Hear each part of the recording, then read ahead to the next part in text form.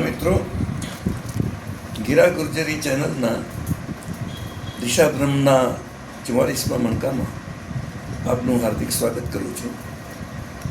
સુયોગ એવો છે કે આજે ધનતેરસનો પવિત્ર દિવસ છે. ધનતેરસ આપણે તો ધન પૂજનના ઉત્સવ તરીકે સ્વીકાર્યો, પરંતુ હકીકતમાં તો એ ધન્વંતરીનો જન્મદિવસ છે. અને ધન્વંતરી એટલે કોણ? જ્યારે સમુદ્ર મંથન થયું અને એની અંદરથી જે 14 રત્નો નીકળ્યા, દેવો અને દાનવો એ બંને સાથે મળીને સમુદ્ર મંથન કર્યું અને એમાંથી જે 14 રત્નો નીકળ્યા એ છેવટે તો અમૃત કુંભ લઈને જ્યારે ધન્વંતરી બહાર આવ્યા ત્યારે એ સમુદ્ર મંથન પૂરું થયું. અને એ અમૃત કુંભ એટલે આયુર્વેદનો અમૃત કુંભ છે. આપણા સ્વાસ્થ્યની ચિંતા જેને છે એનું નામ ધન્વંતરી છે. આપણે બધા લક્ષ્મીના પૂજકો એટલે ધન્વંતરીની જગ્યાએ આપણે ધનપૂજનનો ઉત્સવ બનાવી કાઢ્યો. હકીકતમાં તો એ આરોગ્યનો ઉત્સવ છે. વિશ્વની અંદર સ્વાસ્થ્ય અંગેનું સૌથી પહેલું ચિંતન એ ભારતમાં જ થયું છે. આયુર્વેદ એ 5મો વેદ ગણાય છે અને એની અંદર લગભગ એવું કોઈ દર્દ નથી કે જેનો ઈલાજ ન હોય. વાત, પિત્ત અને કફ એ 3ના આધાર ઉપર આખું જે શાસ્ત્ર રચાયું છે અને એના જે આપણી પાસે આચાર્યો થઈ ગયા છે, સુશ્રુત અને ચરક. સુશ્રુતે એ સમયમાં શસ્ત્રક્રિયા કરી છે.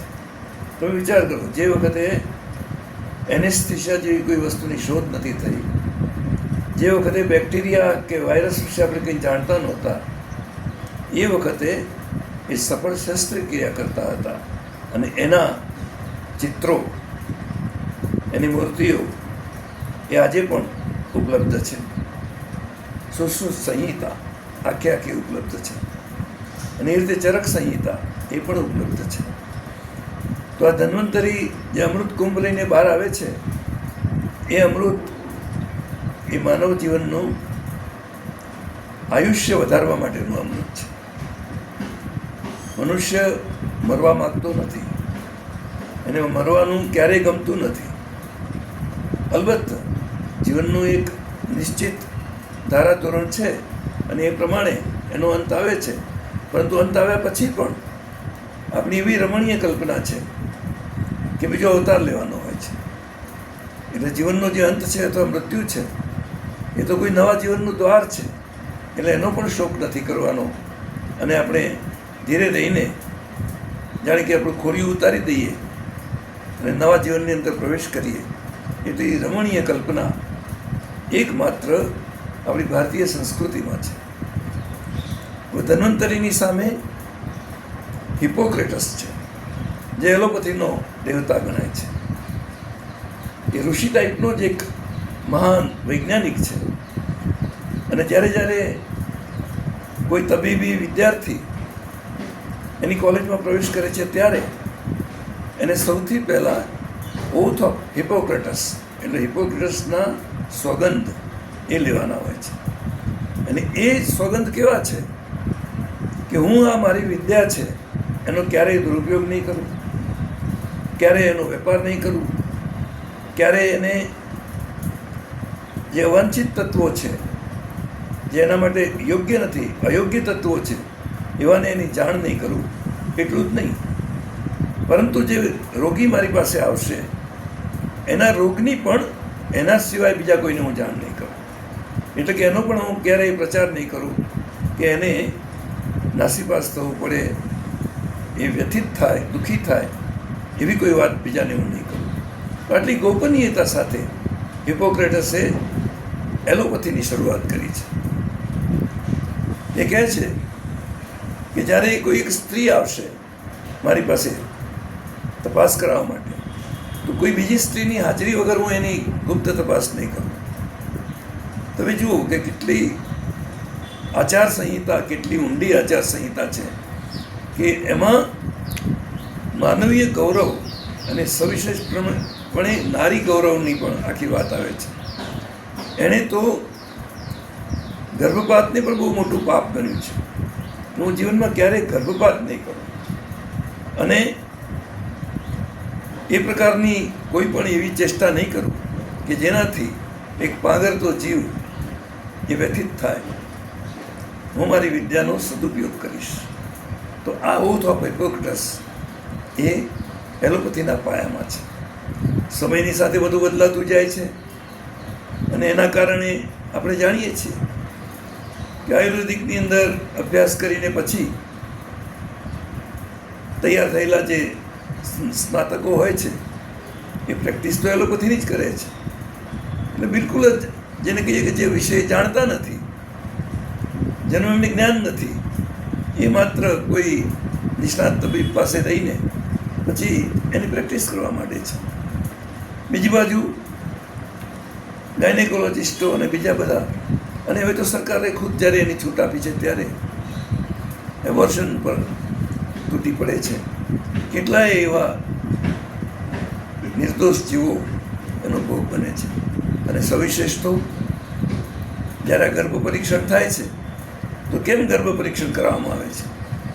કારણ કે બધાને પોતાનો નર વારસદાર જોઈતો હોય છે, કોઈને દીકરી જોઈતી નથી.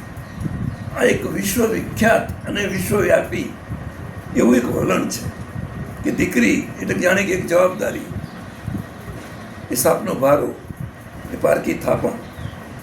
એટલે એને જાણે કે જીવવાનો જ હક ન હોય એમ. આપણા અગાઉના જે કેટલાક પૂર્વજો હતા એ તો ત્યાં સુધી કે જન્મતા વેત કાં તો એને અફીણનો ડોઝ આપી દેતા હતા અથવા એને દૂધ પીતી કરી દેતા હતા.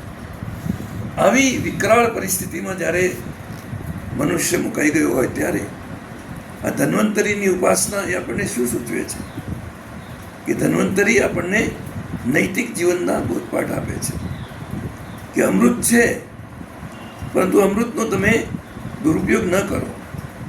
એટલે આપણી પાસે જે આ વિદ્યા છે એ વિદ્યાનો આપણે સદુપયોગ કરીએ. ધનતેરસના આગળનો દિવસ એ સરસ્વતીનું પર્વ છે. આપણે એને વાઘ બારસ બનાવી દીધી. વાઘ સાથે એને કંઈ લેવા દેવા નથી. એ તો વાક દ્વાદશી છે. વાક એટલે વાણી, એ વાણીનું પર્વ છે. તો એ આ બધી ઉપાસનાઓનું એક આખું પર્વ જૂથ એટલે દીપોત્સવી. અને દીપોત્સવી એટલે એક જૂના વર્ષનું અવસાન અને નવા વર્ષનો જન્મ. મનુષ્ય જાણે કે સાપની જેમ કાચરી ઉતારીને નવા વર્ષની અંદર પ્રવેશ કરે છે અને જૂના વર્ષને વિદાય આપે છે.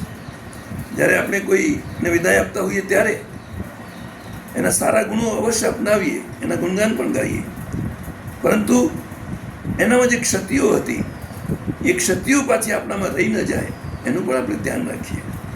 એટલે હવે જ્યારે 2081નું વર્ષ સંવત પૂરું થયું છે અને 2082માં આપણે પ્રવેશ્યા છીએ, ત્યારે આપણે શુભ સંકલ્પ સાથે, નવા જોમ સાથે, નવા ઉત્સાહ સાથે આ નવા વર્ષના પ્રારંભની અંદર આપણે કંઈક એવું કરીએ કે જેની આપણી પાસે આપણા પૂર્વજોની અપેક્ષા હોય, આપણા સંસ્કારોની અપેક્ષા હોય.